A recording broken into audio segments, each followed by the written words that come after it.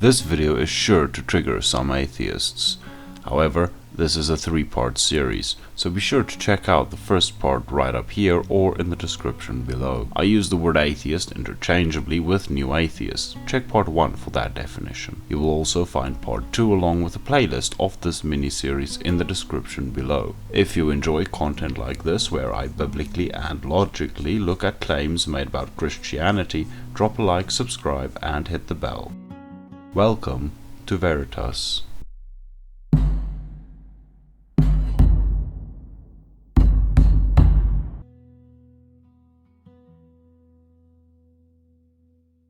First, I'm not claiming that atheists worship anything. Now, I'm sure that at least some of us are aware that religion doesn't require a belief in or worship of a god or gods. For those who are unaware, though, many religions can exist without the belief in gods, such as Jainism, Buddhism, Sikhism, and many others. When I use the word religion in this video, I'm not going to redefine it just so I can make atheism fit. These are my criteria for something to be considered a religion. Feel free to disagree with me in the comments. For something to be considered a religion on this channel, it has to be dogmatic, it has to have a moral orthodoxy, it should have recognized heresies, focus on evangelism, have sacred texts or authority figures, have a recognizable movement within and out groups, and it should also have ritualized language and slogans. Now just look at that criteria. Atheist surely has to be the opposite, right? Well, let's take a look at that then.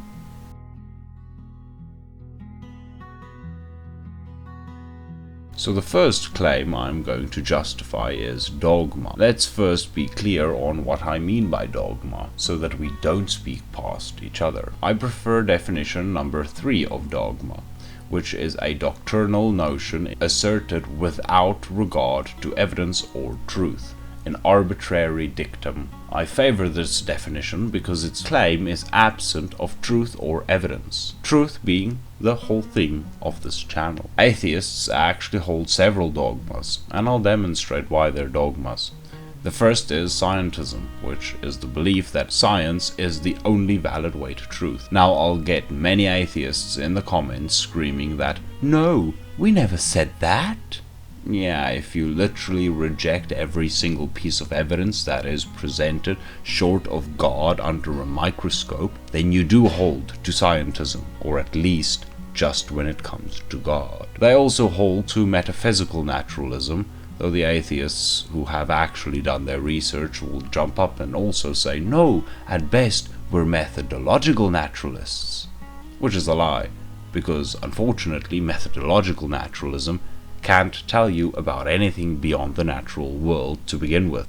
So clinging to something that can't get you to the truth of a matter is by definition dogmatic, because it will eternally lack evidence and truth. Because naturalism can never investigate the supernatural, which leads people like Matt Dillahunty to say, and this is going to sound strange to say, but the nature of the supernatural appears to be blocked from investigation. We can only investigate the natural world. Which only proves that naturalism in any form, when used against the supernatural, is just dogmatic. They often default to this statement. Well, faith isn't something you believe. Faith is the excuse people give when they don't have a good reason. Which is dogmatic because it ignores the evidence that does exist.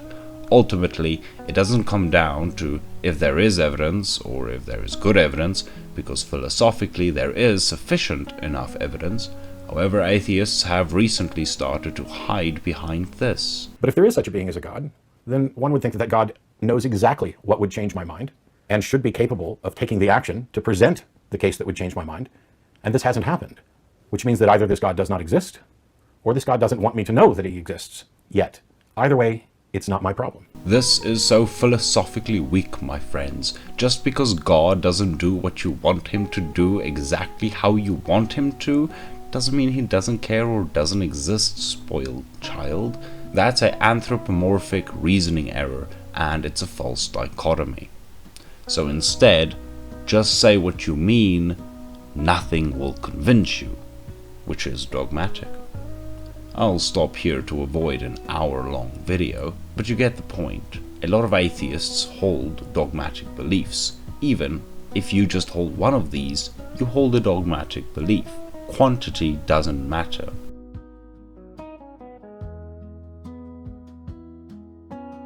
I need to make this clear. This video is under 20 minutes long, so it's not to be treated as an entire thesis. Obviously, the examples I use will have to change and be expanded on to really give it that scientism stamp of approval, or at least philosophically.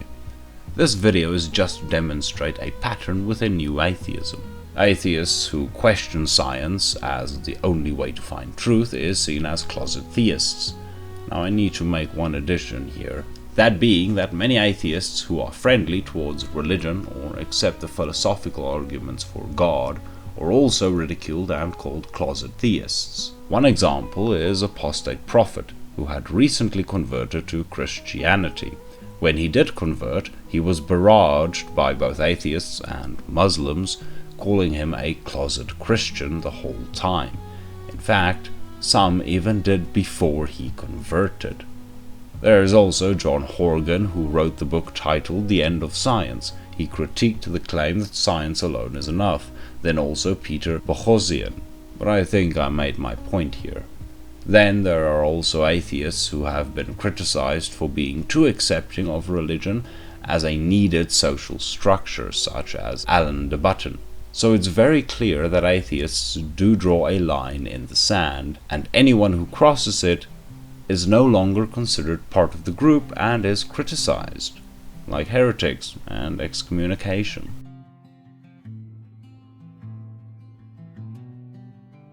As an atheist, I couldn't stop rolling my eyes at the argument of morality. If you don't believe me, here I am in 2019. So what we will see in this comment is a version of the moral argument. If there is an objective morality, then it must be God. Again, every single time I tell these atheists I used to be one of them, so they should revise their arguments, they don't seem to understand English, which actually smoothly transitions us to the next point: new atheism and their evangelism. So if you have a belief and you think it would be better for others to hold these beliefs, otherwise they are lost, you would call it evangelism. But if I change the word slightly and add atheism in there, you would hesitate to even think of calling it evangelism, because an atheist wouldn't even think that way. New atheists do. If they didn't think other people should become atheists, they wouldn't be in debates. So when you press them, they will admit they want people to become atheists. They will admit that people who believe in God are lost, though they use the word deluded. So they will, under pressure, admit to evangelism, just labeled differently.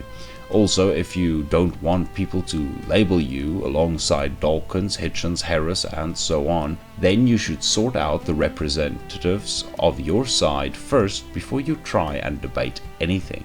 If we can't be clear about positions, then don't debate those positions.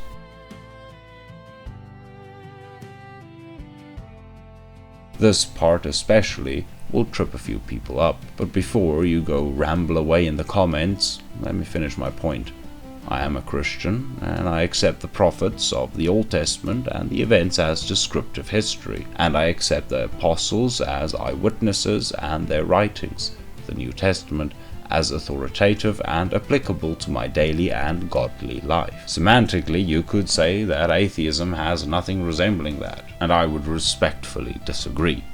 Let's work our way backwards. When I say daily, I mean my everyday life. When I say godly, I mean anything to do with religion, faith, God, and worship. So when I say that the New Testament is authoritative and applicable to my daily and godly life, I mean that the Bible tells me what I need to know about God, religion, faith, and worship. It also gives me a reason for the objective morals we can all agree are objective moral values. Atheism has the exact same.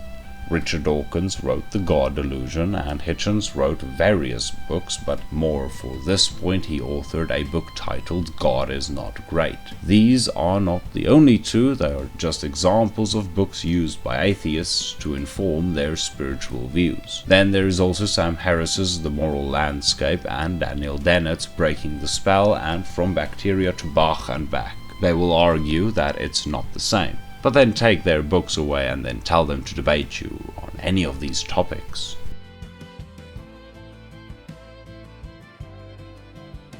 It's clear that New Atheism functions socially, morally, and emotionally like a religion. They claim atheism and hide behind the shield of, "You're the one making the claim." They just simply fail to realize that they are making claims as well. The moment God becomes suspect, you have various other problems to deal with, those being the philosophical arguments. If you reject God, then you have no basis to ground objective morality in.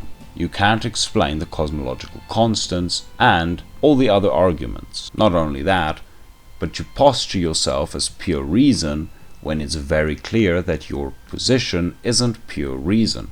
New Atheism and religion starts to look way more similar if you look past the word games and see how they live their lives. Remember what Hitchens and Dawkins said. I think once I have said that I've never seen any persuasive evidence for the existence of something, and I've made real attempts to study the evidence presented and the arguments presented, that I will go as far as to say, have the nerve to say, that it does not therefore exist. It would be, the second coming of Jesus or a great big, deep, booming bass Paul Robeson voice.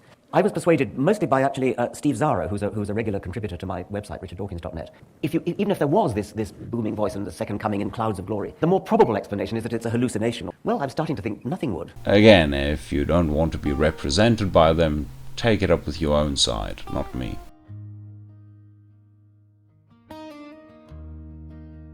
Thank you so much for watching the video. I know not a single atheist will listen to the disclaimers I gave, so have at it. I hope I could show that New Atheism is just as much a religious and faith-based position like all the churches they criticize. I hope that you enjoyed the video. If you did, drop a like. If you want to see more content like this, subscribe and hit the bell to be notified when I release the next video. Drop a comment down below and let me know your thoughts. If you make an effort, I might actually reply without sarcasm. As always, to my Christian friends, remember Acts 17:11. I am Brandon, this was Veritas, and have a blessed rest of the day.